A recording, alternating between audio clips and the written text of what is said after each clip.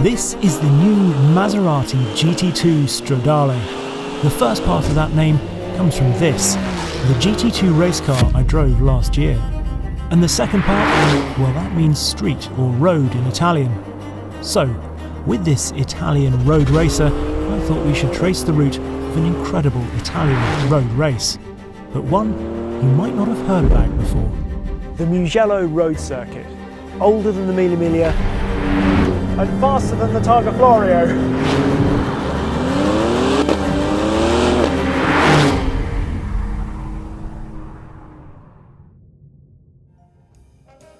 If this film tingles your trident and makes you think about swapping your Mazda for a Maserati, then why not head over to HagertyMarketplace.com.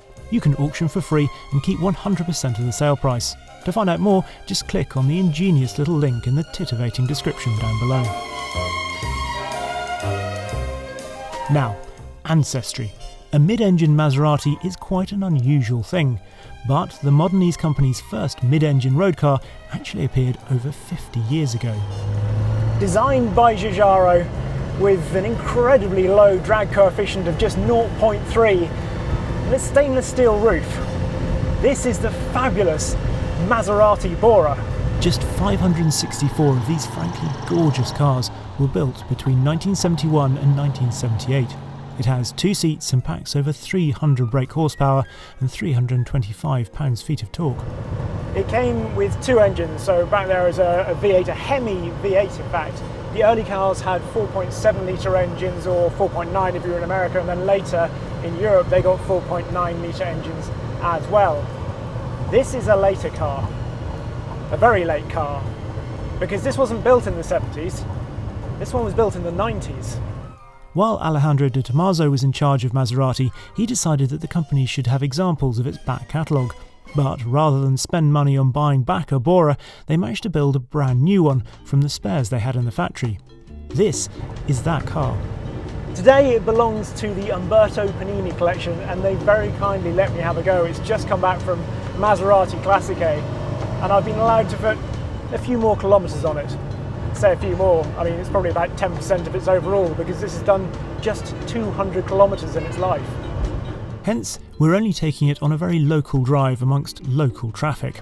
This sort of one-off is typical of the Panini collection, which houses all sorts of rarities, including the very first mid-engine Maserati race car, the 1961 Tipo 63. The Bora doesn't feel racy, however. It's definitely a refined GT. It's so smooth. This gear shift is heavy but smooth. It's like churning butter. Something which I do every day, obviously. The only things that aren't terribly smooth are the brakes, because you get some stopping power and then suddenly a lot when the hydraulic system wakes up. And that hydraulic system is very interesting. The Bora was made under Citroën ownership, and so it utilises the French company's famous high-pressure hydraulics. The main system was for things like the aforementioned brakes, the clutch and power steering. The auxiliary hydraulic system was used to move the seat, which was originally going to be fixed, but more importantly, the pedal box down there with these little switches here. Perhaps unusually for Italian supercars, it means the Bora can be tailored for all body shapes, even ones that lie well outside standard deviation like mine. It's an incredible laid-back driving position, really comfortable actually, but you do feel quite louche, very 70s. It's such a privilege to drive this. Right, before I double the mileage, let's get back to the very latest £300,000 mid-engine Maserati and the Mugello circuit. But not this one, the modern Mugello circuit, which opened in 1974. Now, the original road course was first run in 1914, pleasingly the same year that Maserati came into existence. And while this is 3.2 miles long, that original road course is over 41 miles in length. Nestled in the northernmost reaches of Tuscany, between Florence and Bologna, the route starts in the town of Scarperia, just to the west of the modern circuit. It heads in an anti-clockwise direction through Firenzuola, Pagliana, Traversa, La Maschera and San Piero a Sieve, taking in the Giogo and Futa passes along the way. It is also right on the doorstep of some of my favourite test roads in the area, so I had to make a detour there too.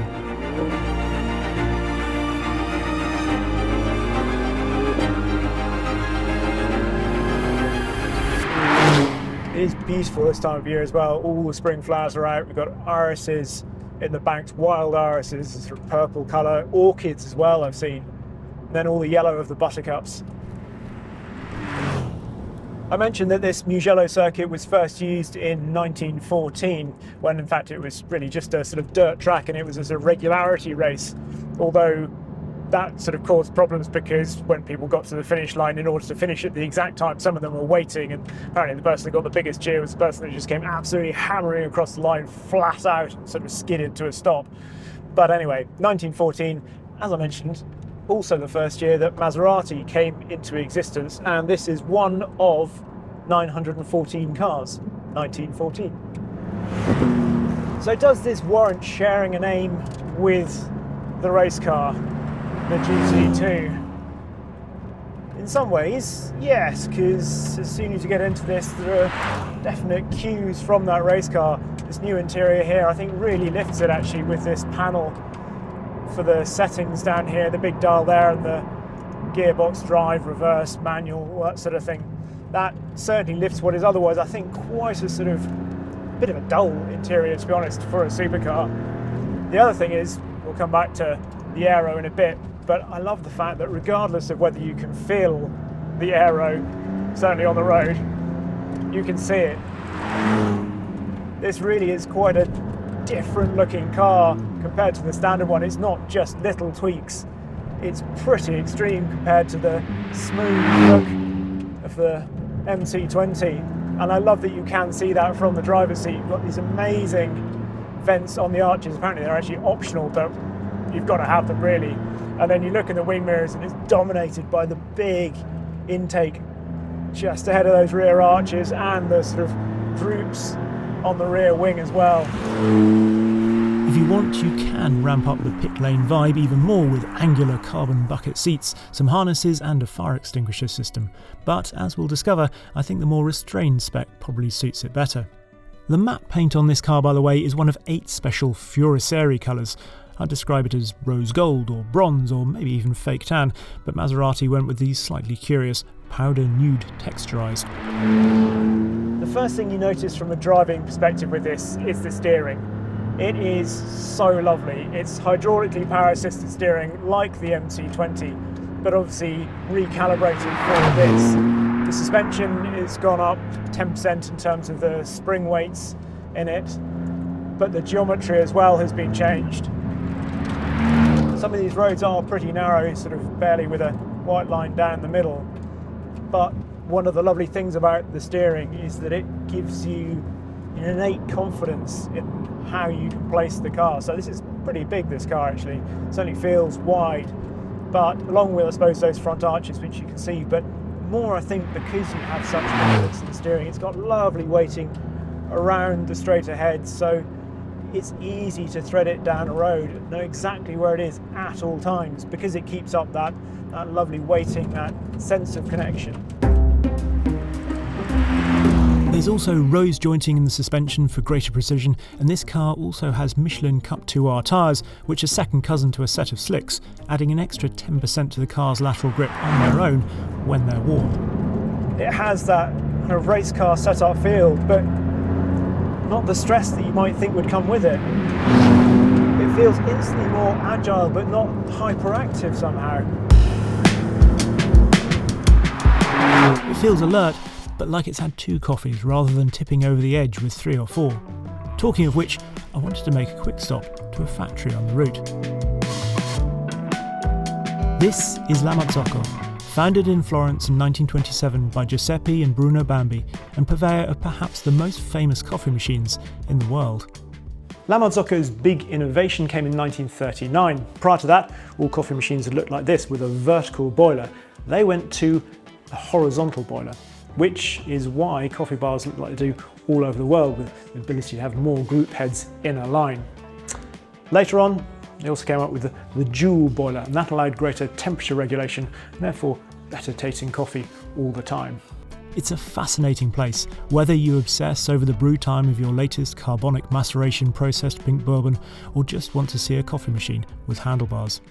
Right, espresso finito, it's time to head back into the Apennines.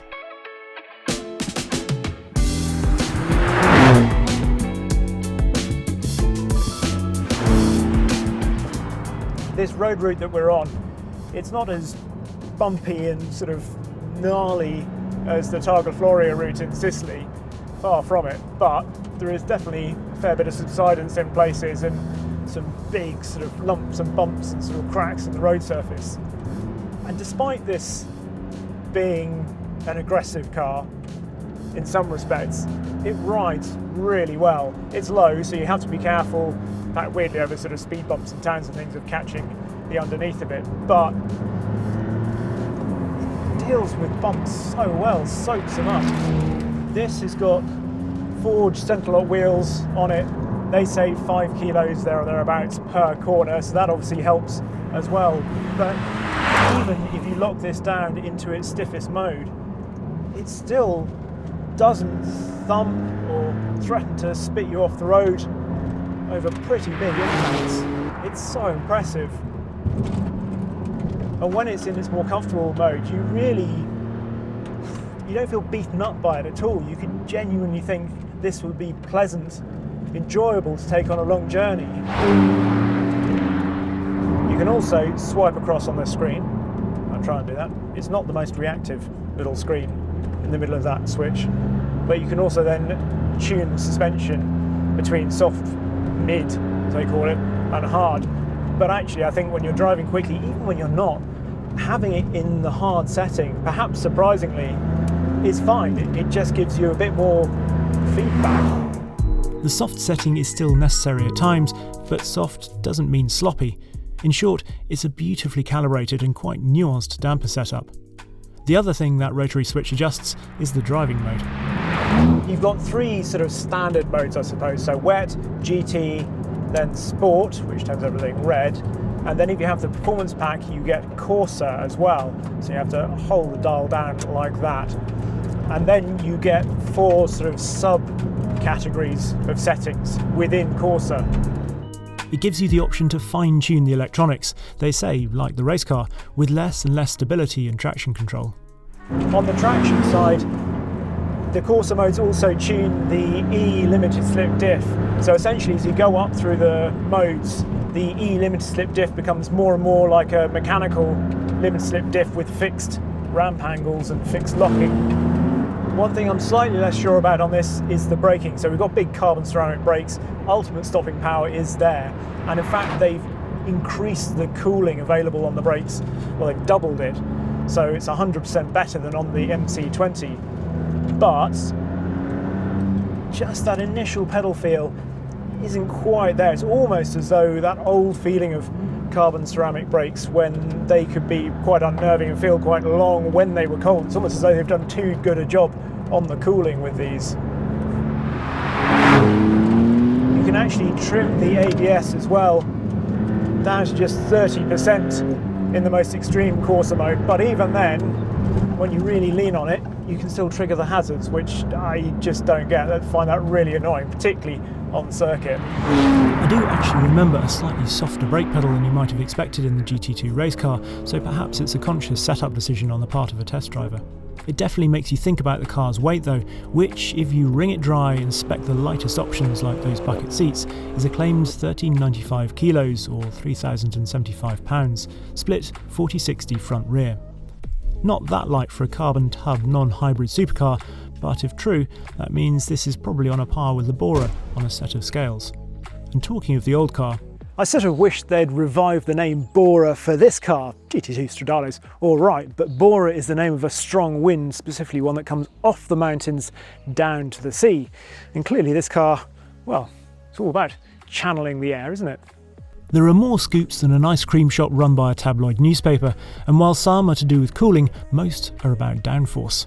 A standard MC20 without all these extra aero bits on it generates 145 kilos of downforce at 174 miles an hour. Now the interesting thing about this is that even without the rear wing, with this new nose and the flat underbody, it will generate 280 kilos of downforce, so nearly twice as much. 130 kilos of downforce always at the front, and then we have this adjustable rear wing here, which has 3 different settings. In its low drag setting, it does 202 miles an hour flat out, which is nigh on identical to the MC20. In its maximum attack, 500 kilos of downforce at 174 miles an hour. Half that of the race car. That means the rear wing on its own is generating 220 kilos of downforce in that max attack setting, yet the top speed only drops by 4 miles an hour to 198. In some ways, that's hardly surprising given the mighty twin-turbo 3-litre V6 Nettuno engine pushing it along. It feels as strong as ever. The actual numbers say this has gone up by 10 brake horsepower to 631 brake horsepower at 7,500 RPM. Torque has actually dropped very slightly to 531 pounds-feet. But that's all the way from 3,000 to 5,500 RPM. And that's really where you live with this engine. The pre-chamber combustion technology with twin spark plugs and both direct and port injection gives this real Jekyll and Hyde character. I can't honestly say that the backside is calibrated to feel the minuscule power and torque differences compared to the standard MC20, but it is just as impressive as ever. It is hard to get across just how docile this engine can be, and then how angry. It's like being at a sort of fairly mainstream rock concert and then suddenly it goes full death metal.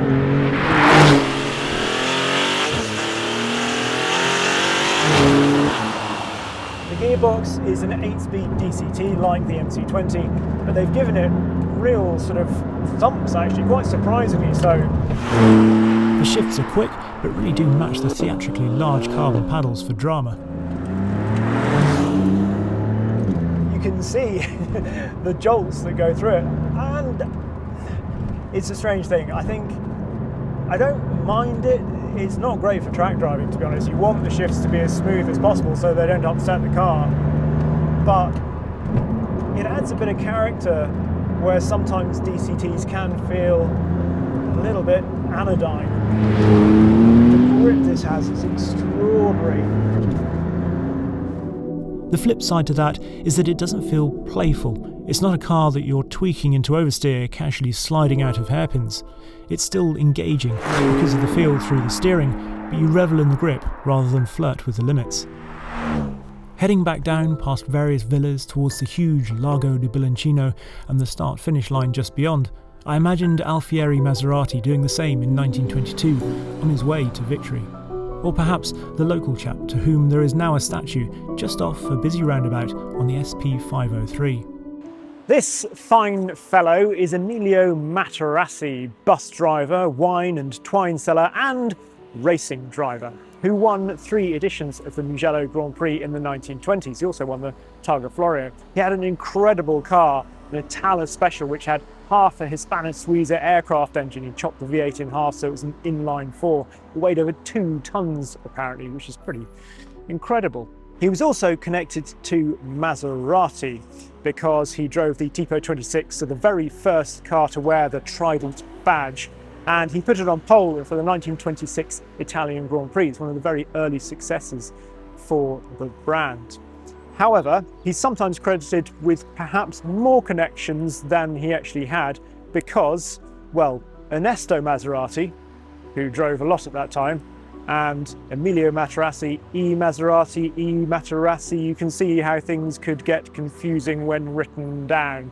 So yes, just an interesting little quirk of historical records. Materassi won his final Mugello Grand Prix in June 1928. But sadly, 3 months later he would lose his life along with 20 spectators on the 17th lap of the Italian Grand Prix at Monza, the worst motorsport accident until Le Mans in 1955.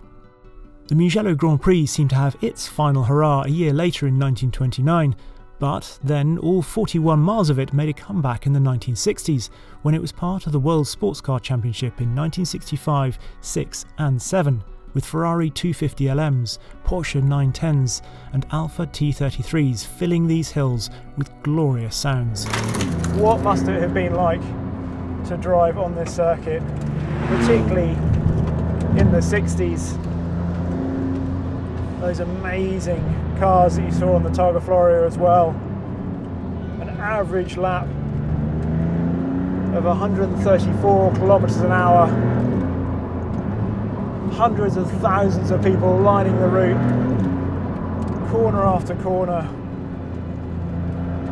It must have been just the most amazing experience. I love road rallying because I think there's nothing better, there's no bigger thrill than that. And that's the sort of ultimate expression of it, really. The race eventually ended because the authorities said that if it was to continue, then they would have to literally fence the entire course, which was clearly impractical. And so, like the Targa Florio, which lasted just a little bit longer, Mugello circuit, the Tuscan Grand Prix was no more. Thankfully, because it was held on public roads, we can still drive the course and imagine it in a car like the GT2 Stradale. I think it was appropriate to come here and drive this on a road race circuit, because that, for me, is what this car is. It's not an out-and-out track car. I've driven it on a closed course track down at Tuscany, and it didn't feel that at home. It felt its weight, perhaps.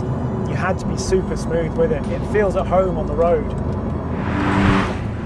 This is where it's most impressive, dealing with the lumps and bumps of regular tarmac. It's a curious car in some ways, more tactile than tough, more road biased, less hardcore than its looks and tyres would perhaps suggest. It skews more towards a McLaren LT than a Lamborghini Huracan STO. It is then the sort of car that you would happily do one more lap in, even if it was over 40 miles long.